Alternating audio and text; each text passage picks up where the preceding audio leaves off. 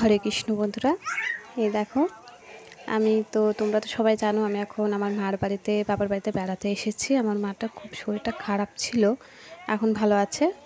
এই দেখো আমি এখন ছাদে ভিডিও করছি। রিলস সারাদিন বৃষ্টি পড়েই যাচ্ছে, তা আমি শর্ট রিলস বানাতেই পারছি না, কোনো ভিডিও বানাতে পারছি না। তাই ভাবলাম একটু তোমাদের কাছে এই মুহূর্তটা শেয়ার করি।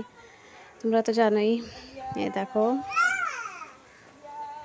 আমার মেয়ে আর ওই দেখো ওই বাচ্চাটা কি সুন্দর খেলা করছে। এখানে আমাকে একটু জ্বালাচ্ছে না আমার মেয়েটা। আমি তো ভাবলাম বাবার বাড়ি এসে কি করবে, মেয়েটা থাকবে কি থাকবে না, তা এখানে ভালোই বেশ খেলা করছে।